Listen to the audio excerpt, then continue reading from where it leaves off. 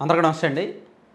అమరావతి రాజధాని విషయంలో ఏమైనా అక్కడక్కడ చిన్నపాటి అనుమానాలున్నా, ఈ రాజధాని చట్టబద్ధత విషయంలో మళ్ళీ ఫ్యూచర్లో ఒకవేళ ప్రభుత్వం మారితే రాజధాని విషయంలో ఏమైనా గందరగోళం రాజకీయం జరుగుద్దా, విధ్వంసం వినాశనం జరుగుద్దా అనే భయాలు ఏమైనా ఉన్నా ఇంక తీసేయచ్చు. నిజంగా అమరావతికి ఇది ఒక పెద్ద గుడ్ న్యూస్, ఒక పెద్ద రిలీఫ్. రాజధానిగా అమరావతిని నిర్ణయించి ఎప్పుడు దాదాపుగా 10 ఏళ్ళు అవుతోంది. ఈ 10 ఏళ్లలో ఒక పెద్ద చేసిన తప్పు ఏంటంటే, లోపం ఏంటంటే, దీనికి గెజిట్ అంటే అఫీషియల్గా చట్టబద్ధత కల్పించలేదు. కేంద్రం నుంచి అఫీషియల్గా గెజిట్ తీసుకురాలేదు.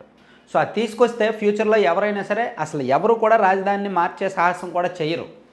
కానీ 2019 నుంచి 2024 మధ్యలో జగన్మోహన్ రెడ్డి గారు రాజధానిని మార్చేసి 3 రాజధానుల పేరుట ఒక వికృతమైన రాజకీయ క్రీడకు తెరతీశారు. అదే 2019కు ముందే ఒక చట్టం చేసేస్తే కేంద్రం నుంచి గెజిట్ తీసుకొచ్చేస్తే అసలు మార్చే ప్రయత్నం కూడా చేసేవాళ్ళు కాదు. సో ఆ తప్పు మళ్ళీ జరగకుండా, ఆ అపవాదు ఎదుర్కోకుండా ఇప్పుడు రాష్ట్ర ప్రభుత్వం ఒక కీలకమైన నిర్ణయం తీసుకుంది.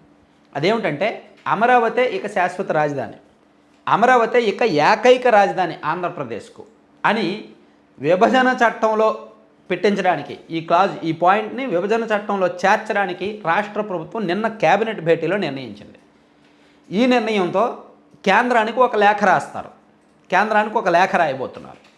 2014 ఫిబ్రవరి 13 తేదీనో అనుకుంటా, ఈ నాకు సబ్జెక్ట్ కరెక్షన్ డేట్ కరెక్ట్గా గుర్తులేదు, కానీ 2014 ఫిబ్రవరి అని తెలుసు, డేట్ ఏదో కొంచెం డౌట్లే.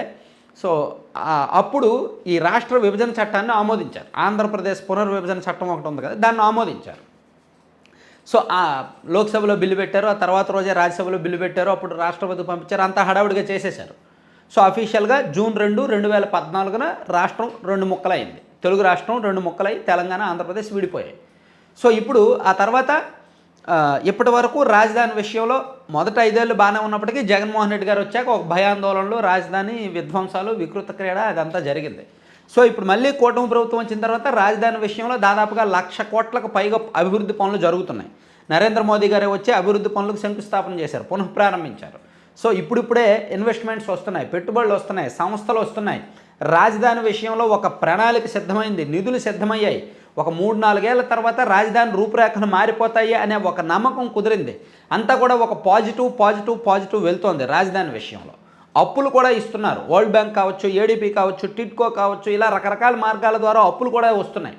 అలాగే రైతులు కూడా కొత్తగా భూములు ఇవ్వడానికి కూడా సిద్ధపడుతున్నారు, ఎటువంటి ఇబ్బందులు లేకుండా, ఎటువంటి అడ్డంకులు లేకుండా. సో ఇవన్నీ పాజిటివ్స్ ఉన్నప్పుడు పొరపాటున రాజకీయం ప్రజలు ఎప్పుడు ఏ నిర్ణయం తీసుకుంటారో తెలియదు.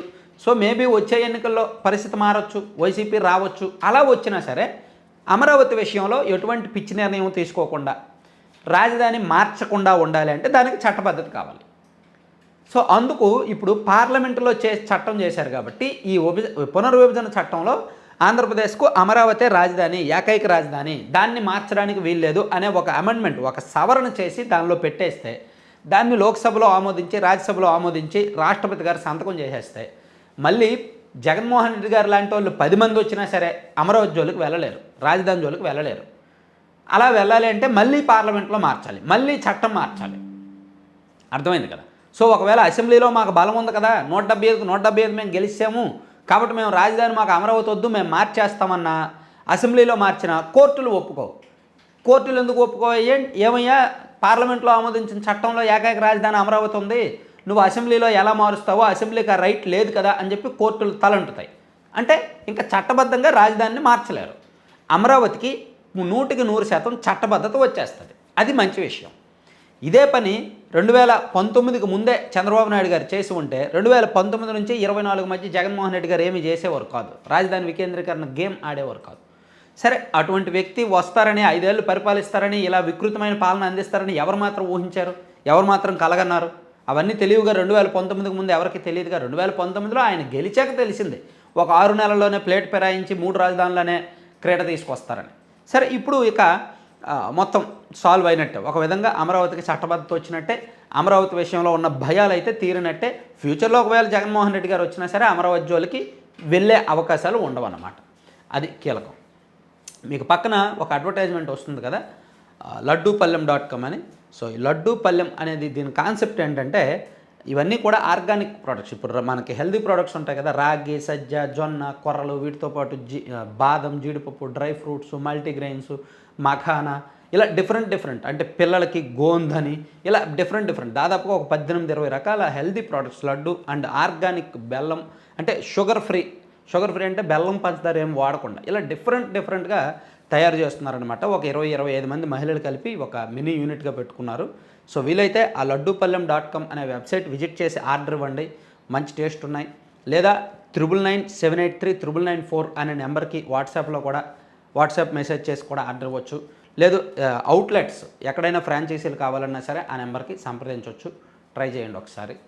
డిస్కౌంట్లు కూడా కొన్ని ఉన్నాయి. 10%, 8% ఏదో ఫస్ట్ ఆర్డర్కి డిస్కౌంట్స్ కూడా కొన్ని ఉన్నాయి. ఒకసారి వెబ్సైట్ ఓపెన్ చేసి ట్రై చేయండి. Thank you.